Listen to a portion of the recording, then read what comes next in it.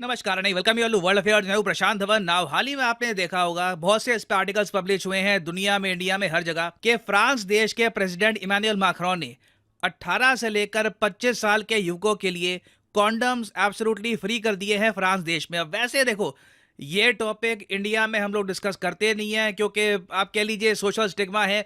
उसके अलावा अगर कभी डिस्कस करते भी हैं तो लोग इसका मजाक बना देते हैं। इवन दो फ्रांस के प्रेसिडेंट इमैनुअल मैक्रोन का यहाँ पर कहना यह है कि इस कदम से ये अपने देश के नागरिकों की जान बचाना चाहते हैं। और देखो, यूजुअली कोई बड़ा लीडर ऐसा स्टेप लेता है ना तो इसकी अनाउंसमेंट होती है हेल्थ मिनिस्टर द्वारा या फिर हेल्थ मिनिस्ट्री द्वारा, मगर इमैनुअल मैक्रोन को अपने स्टेप की इंपॉर्टेंस पता है, इसलिए इन्होंने ट्विटर पे खुद डाली एक वीडियो और यहां पर अनाउंस किया कि रिसेंटली मैंने 18 से लेकर 25 साल के युवकों के लिए कॉन्डम फ्री कर दिए हैं। इससे उम्मीद यह है कि फ्रांस में HIV रेट और कम होगा, एड्स और कम होगा, उसके अलावा बाकी और बहुत सारे जो सेक्सुअली ट्रांसमिटेड डिजीज हैं इनका रेट भी कम होगा। और इससे पहले फ्रांस में लोग क्या करते थे कि जो भी युवक हैं यहाँ पर, इनके लिए कॉन्डम का पैसा सरकार रीइंबर्स करती थी कि अगर मान लो कोई कॉन्डम परचेज कर रहा है तो उसके बाद अगर वो आदमी सरकार को दिखाएगा रिसीट तो उसके बैंक अकाउंट में जो पैसे हैं वापस रीइंबर्स हो जाएंगे। मगर अब यहाँ पे आप पूछोगे कि फ्रांस सिंस कॉन्डम्स फ्री बना रहा है तो क्या इसका मतलब यह है कि फ्रांस में HIV एड्स की प्रॉब्लम बहुत ज्यादा है?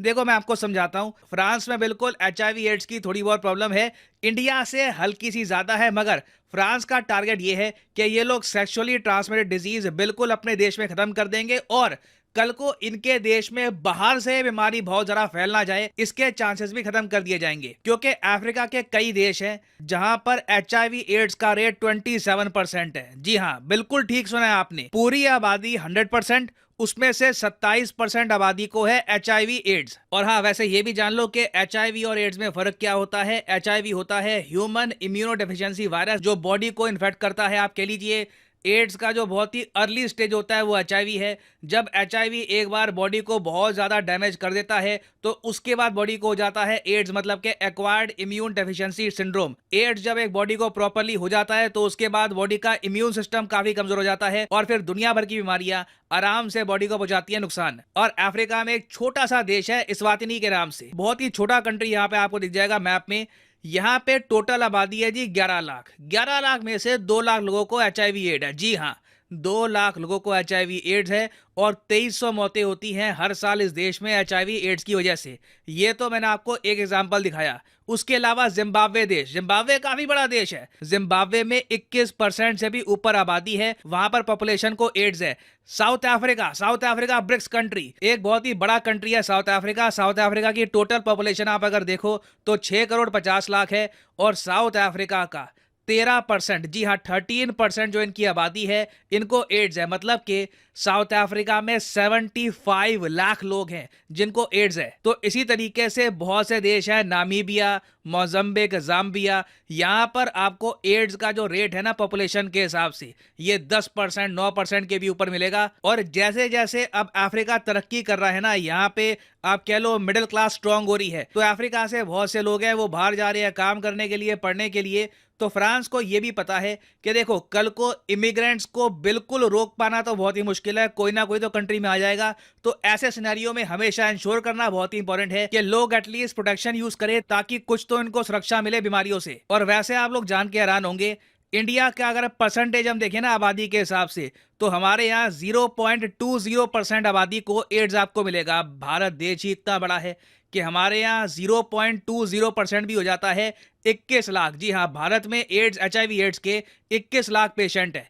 फ्रांस में आबादी के हिसाब से आप अगर देखो, फ्रांस में 0.30% आबादी है, इनको एड्स हो चुका है। मतलब कि 1,80,000 पेशेंट्स है फ्रांस में।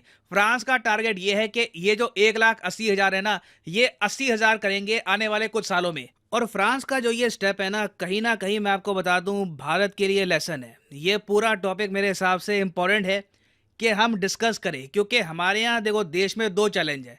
एक तो जी 20 लाख से ऊपर HIV पेशेंट, चाहे परसेंटेज कम भी हो, 20 लाख से ऊपर HIV पेशेंट कम नहीं होते, ये आंकड़ा हमको कम करना होगा। दूसरी देखो प्रॉब्लम ये है कि पॉपुलेशन एक्सप्लोजन इंडिया में अभी भी एक कॉज ऑफ कंसर्न है। कई स्टेट्स हैं हमारी, वहां पर जो फर्टिलिटी रेट है ये 2.1 से काफी ऊपर है। कई स्टेट्स हैं, फॉर एग्जांपल साउथ की, वहां पे आबादी आप अगर देखो तो कम हो रही है, काफी हद तक कंट्रोल में है।